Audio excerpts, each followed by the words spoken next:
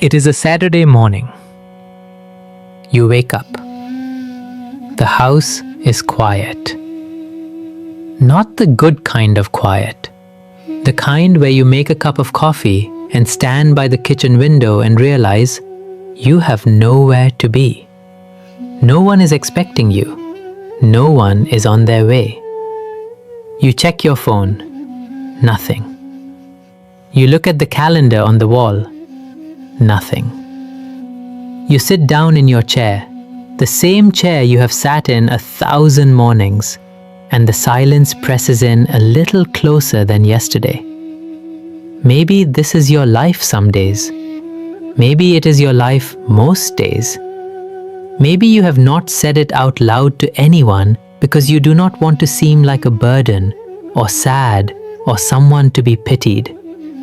But I want to say it plainly so you know I understand. This is one of the deepest forms of suffering a human being can experience. Not loneliness as a mood, loneliness as a condition, as a weather that does not change. The feeling of being not quite here, not quite seen, not quite remembered. And I also want to say this. You are not broken. You are not being punished. You are not failing at life.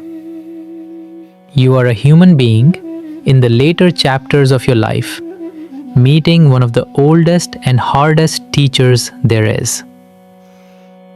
My name is Mahindasiri Thero. I am a Buddhist monk and I have been sitting with this question for many years. How do human beings find peace in the face of isolation? How do we remain alive, truly alive, when the world grows quieter around us? Today I want to share with you 5 practices, not theories, not philosophy you need a degree to understand. 5 things you can do today from your chair, in your kitchen, in your garden, that have been transforming human suffering for 2,500 years. Stay with me. Before I give you the practices, I want to spend a few minutes honoring the reality of what you are facing. Because some people will tell you, oh, just get out more, call your friends, join a club. And I understand they mean well. But that advice often lands like a small judgment. As if your loneliness is simply a failure of effort, as if you have not tried. The truth is more complicated. When you retire, you do not just lose a job. You lose a structure that organized your days, an identity that told you who you were, and a community of people who saw you 5 days a week. That disappears almost overnight. And then, over the years, friends move away, some pass away. The world does not stop, but your world grows smaller. Your children have their own lives, their own pressures, their own children to raise. They love you, but they are busy.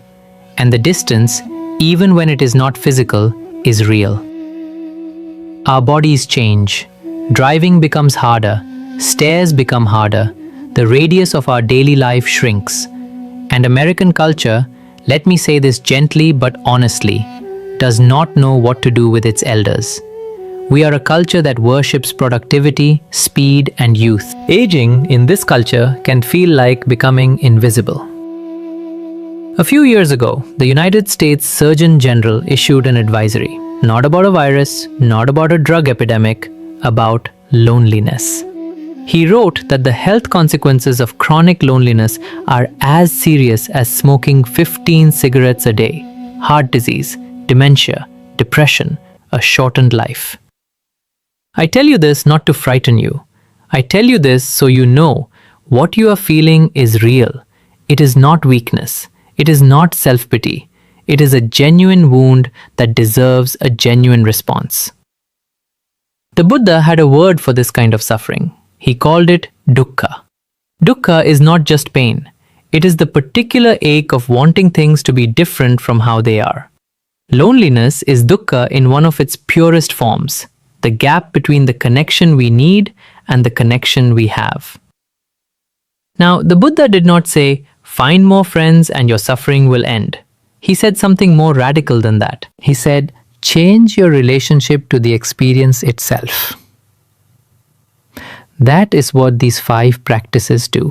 They do not fill your house with visitors. They transform the house itself and the person sitting quietly inside it. Let us begin. The first practice is called metta. It is the practice of loving kindness. And I want to explain something before I teach it, because many people misunderstand this practice.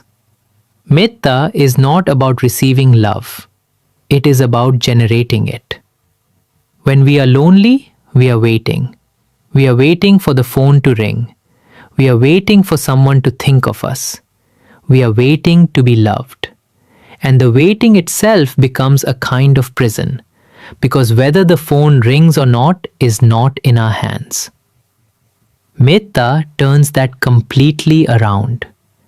Instead of waiting for love to arrive, you become the source of it. Here is how you practice it. You can do this right now, in the chair where you are sitting. Close your eyes if that feels comfortable. Take one slow breath. And then, silently, in your own mind, say these 4 phrases toward yourself. May I be happy. May I be peaceful. May I be healthy. May I live with ease. Say them slowly. Say them like you mean them. Not because you feel happy right now, but because you are planting a seed of goodwill toward yourself. Then, when you are ready, expand. Think of a neighbor, someone down the street. Maybe you do not know them well. It does not matter. Say the same words toward them. May you be happy. May you be peaceful. May you be healthy. May you live with ease. Then the mail carrier, the woman at the checkout line at the grocery store, the child you see riding a bicycle outside your window. Expand the circle. Eventually, say it toward the whole neighborhood, the whole city, all the people you cannot see. You can do this practice for 5 minutes. You can do it for 20. The length does not matter as much as the sincerity. Now, why does this help with loneliness? Because loneliness is, at its core, a feeling of separation. I am here and everyone else is there, and the distance between us is too great. Metta quietly dismantles that feeling from the inside. Every time you send goodwill to someone, seen or unseen, known or unknown, you are practicing connection. You are not waiting at the shore for a boat to arrive. You are already swimming. Modern science, interestingly, confirms what the Buddha taught. When we practice loving kindness, the brain activates the same regions as when we receive love. The nervous system does not fully distinguish between giving warmth and receiving it. I want to tell you about a woman I know. She is 74 years old. She lives in Ohio. Her name is not important. What is important is that she was a widow, alone in a house that had once been full of children and noise and cooking smells. She came to meditation late in life, skeptical. I asked her to try metta for 1 week. Just the mornings, just 5 minutes. She told me later, Bante, after about 10 days, something strange happened. I was in the grocery store and a young man, a stranger, dropped something and I laughed with him, just for a moment. And I realized I had not laughed with a stranger in years. Nobody had called her. Nobody had visited. But she had reopened a channel inside herself, and connection found its way back through that channel. This is practice 1. Now let us talk about the mind in a quiet house. Because if you have experienced deep loneliness, you know what I am describing. The silence does not stay silent for long. The mind rushes in to fill it. And what does it fill it with? Old conversations replayed, regrets, moments you wish had gone differently, fears about the future. I wonder if anyone will notice if something happens to me. I wonder if my children even think about me. I wonder if this is just how it will be now, just me alone until the end. The mind, left to itself in isolation, can become a very unkind place to live. The second practice is called anapanasati. It simply means mindfulness of breathing. And the Buddha considered it so important that he taught an entire discourse on it, the Anapanasati Sutta, which remains one of the most studied texts in all of Buddhism. The practice is this. Bring your attention to your breath, not controlling it, not trying to breathe in any special way, simply knowing that you are breathing. Breathing in. I know I am breathing in. Breathing out. I know I am breathing out. That is the whole practice. I want you to try it right now. Just 10 breaths. You can count if it helps. 1 on the inhale, 2 on the exhale, up to 10. Then begin again. When your mind wanders, and it will wander, this is not a failure, this is simply what minds do, gently return. No frustration, no self-criticism, simply, thinking, back to the breath. You can do this sitting in your chair, you can do this lying in bed in the morning before you get up, you can do it in a doctor's waiting room, anywhere. No props required, no app required. Nothing but your own breathing, which has been with you since the first moment of your life. Now, why is this the antidote to loneliness's particular torture? Because loneliness does not actually live in the present moment. Think about it. Right now, as you breathe, what is actually happening? You are here. You are alive. The air is moving in and out of your body. The room around you exists. You exist. Loneliness lives in the story of what used to be and what might never be again. It lives in the past and the future. The breath, by contrast, can only live right now. Every time you return your attention to this breath, this exact inhale, this exact exhale, you are stepping out of the story and back into your actual life. And in this actual moment, in this breath, you are not alone. You are present. You are alive. And that is enough. I know some of you may be thinking, Bhante, that sounds too simple. My problems are real. My loneliness is real. Watching my breath is not going to fix anything. I understand this thought. I have heard it many times. But I want to offer you this.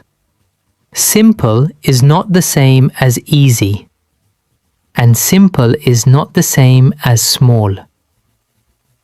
The Buddha chose this practice, watching the breath, as the foundation of all meditation, for all practitioners, at all levels of practice. Not because it is a beginner's technique you graduate beyond, but because it is the most direct route to the one place where peace is always available. This moment. This is practice 2.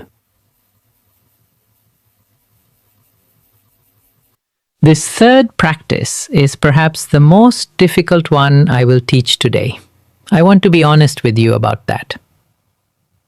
It is called mudita, often translated as sympathetic joy or appreciative joy. It is the practice of feeling genuine happiness for other people's happiness. And if you are lonely, truly, deeply lonely, you know what the opposite of this feels like. You see a photograph on Facebook of your old friend on a cruise with her grandchildren, and something tightens in your chest. You see the family across the street, everyone laughing on the front porch on a Sunday afternoon, and you turn away from the window. You hear that your neighbor's children visited for a whole week, and something in you, small, ashamed, but real, thinks, why them and not me? This is not a character flaw. This is a human response to pain. When we are not getting something we need, it becomes unbearable to watch others receive it. But here is the problem. This bitterness, this quiet, unspeakable resentment becomes a second layer of suffering. You are already lonely. Now you are also bitter. And bitterness is a very expensive emotion. It costs enormous energy. It closes the heart further. It turns the mind into a place you do not want to live. Mudita is the Buddhist practice of deliberately choosing the other door. When you see that photograph, the cruise, the grandchildren, the happy faces, you pause and you silently say, may your happiness continue. May your happiness grow. Not because you feel it immediately, not because you are performing generosity you do not feel, but because you are choosing to practice it. The way you practice a piano scale, not because it is music yet, but because one day it will be. Here is the surprising thing. When you practice mudita, the bitterness loses its grip. Not all at once, but over time. Because you are no longer fighting against their happiness, you are slowly, imperfectly including it. And I will be honest with you, I have been a monk for many decades and I still practice mudita. It is not something you complete and set aside. It is a practice precisely because it goes against a deep current in the human heart. Every time you choose it, even once, even briefly, even while still feeling the sting, you have been free for that moment. That moment of freedom is real and it belongs to you. This is practice 3. Tell me if this sounds familiar. You get up in the morning, you make breakfast, you watch some television, you eat lunch, you nap perhaps, you eat dinner, you go to bed, and at the end of the day, you feel as though nothing happened, as though you were not quite there, as though the day was something to get through rather than something to inhabit. This is what chronic loneliness does to time. It hollows it out. The fourth practice is called sati, mindfulness, specifically as it is lived in ordinary daily activities. The Buddha spoke of this as sampajanya, clear comprehension of what you are doing while you are doing it. Here is the practice. Choose one activity each day and give it your full, unhurried attention. It could be making your morning coffee. It could be washing the dishes. It could be sitting on your porch and watching birds at a feeder. It could be folding laundry or watering a plant or eating your lunch alone at the kitchen table. Whatever you choose, be there completely. Feel the weight of the cup in your hand. Notice the steam rising. Smell the coffee. Hear the sounds of your kitchen. When your mind drifts to thoughts of who has not called or who has forgotten you, and it will drift, gently return. Return to the smell. Return to the warmth in your hands. Return to this. You are not killing time. You are inhabiting your life. This is an important distinction. Because one of the quiet cruelties of loneliness is that it makes us feel as though our days only count when someone else is in them, as though being alone means being absent from our own life. The Buddha would say that is a misunderstanding of what a life is. This moment, you, alone, present, awake to what is in front of you, this is a life, fully lived. I know a woman, a retired school teacher in her mid-70s in New England. Sharp mind, warm heart, deeply alone after her husband died. She told me she had started to feel like a ghost in her own house.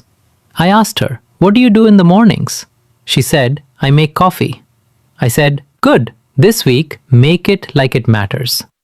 She wrote to me about a month later. She said, "Bante, I make my coffee now like it is a ceremony. I grind the beans. I heat the water to the right temperature. I pour it slowly. I sit by the window and I hold the cup with both hands. For those 10 minutes, I am not lonely. I am not a widow. I am not waiting for anything. I am just a woman making coffee, and it is enough." It is enough. Those three words are very old and very powerful in the Buddhist tradition. The practice of sati teaches us to find the enough that is already here, in the simplest moments of an ordinary day. This is practice 4. The fifth practice may be the one that surprises you most. It is called dana, generosity, the practice of giving. And I know what some of you may be thinking. Bante, I am retired. I am on a fixed income. I do not have money to give. But dana is not about money. It never was primarily. The Buddha spoke of 3 forms of giving. The first is material giving. Yes, money and objects. But even here, you do not need much. Leave a plate of cookies for your mail carrier. Drop off old books at the library. Put a bag of birdseed on the porch of a neighbor who you know enjoys birds. Small. Costs almost nothing. But, and this is the Buddhist insight, the giving changes something in you, not in the recipient, in you. The second form is service giving, your time, your presence, your attention. Call the library and offer to read to children one afternoon a week. Visit a nursing home, even if you yourself are in your 70s. There are people there who are older, more isolated, who have not had a real conversation in weeks. You know someone like this. Think right now. You know someone who is in the same silence you are. Call them, not to talk about yourself, just to ask, "How are you doing? I was thinking of you." And the third form the Buddha called dharma giving, sharing wisdom, sharing what you know, what you have lived, writing a letter to a grandchild about something you learned the hard way, recording a voice message for your family, telling them a story from your life they have never heard, teaching a younger neighbor how to bake the thing you bake. The knowledge in you, the lived, earned, human knowledge, is not nothing. It is not past its usefulness. It is exactly what this world needs. Now, here is the Buddhist secret underneath all of this. The Buddha said that the giver always benefits more than the receiver. Not in some abstract spiritual sense, in a very immediate, practical sense. When you give, you step out of the story of, "I am forgotten, I am useless, I am waiting." You step into a different story. "I am here, I have something, I am giving it." Every act of generosity is proof, direct, lived, undeniable proof that you are connected to this world. The loneliness that says, "Nobody needs me," cannot survive a week of dana practice. It cannot survive you making one phone call, giving one afternoon, writing one letter. So here is my challenge to you, and I say challenge because I mean it as an invitation, not a demand. This week, make one phone call that you have been waiting for someone else to make. Just one. Call someone. Ask how they are. Listen. Do not wait for the call to come to you. That is dana, and it will change something. This is practice 5. So, 5 practices. Metta, loving kindness, generating love from within rather than waiting for it to arrive. Anapanasati, mindful breathing, returning from the painful story to the quiet truth of this moment. Mudita, sympathetic joy, dissolving bitterness by choosing to rejoice in others' happiness. Sati, mindfulness of daily life, making ordinary moments worth inhabiting. Dana, generosity, breaking the illusion of separateness through the practice of giving.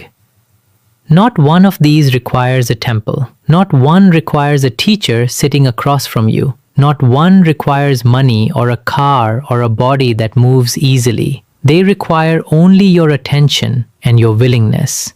They do not fill your house with visitors. I want to be clear about that. I am not promising you that if you meditate every morning, your children will call more often, or old friends will reappear at your door. What I am promising you, because I have seen it again and again in people who have sat with these practices, is this. The house will not change, but the person sitting in it will. From someone waiting to be saved to someone who is fully, quietly, stubbornly alive. The Buddha spent 6 years alone in the forest. No visitors, no family nearby. By any modern measure, profoundly isolated. He did not call it loneliness. He called it the path. I am not suggesting you are the Buddha. I am not suggesting that your loneliness is easy or that suffering is something to smile through. I am suggesting that the silence, which right now feels like punishment, can become, with practice, something else. A space, a stillness, a place where you finally hear yourself think, and where that thinking slowly becomes something you can bear, and then something you can trust, and then, in time, something that feels almost like home. Your quiet house is not a prison. With practice, it becomes your monastery. I want to speak to you directly now. If you are watching this alone tonight, maybe late, maybe with the television off and the house still around you, I want you to know something. I see you. The Buddha sees you. And more than that, the part of you that found this video, that chose to sit here and listen, that is still curious about how to live this life with more grace and more peace, that part of you is not defeated. It is not forgotten. It is very much alive. You are not broken. You are not being punished. You are a human being meeting one of life's most difficult teachers. And you have, inside you, right now, everything you need to meet it. These 5 practices are yours now. You did not have to earn them. You do not have to be Buddhist to use them. You only have to try. If this video has offered you something today, I ask one thing. Share it. Send it to someone you know who is sitting in a similar silence. That act of sharing, that thought of another person, is itself a practice of metta. It is already dana. Please subscribe to Lotus Dharma Path if you would like to continue walking this road together. We will be here every week with more teachings, more practices, more of this conversation. And now, let me close the way I close every teaching. In Pali, the ancient language the Buddha himself may have spoken, there is a blessing I offer to you now with great sincerity. Sabbe satta sukhi hontu. May all beings be happy. That means you.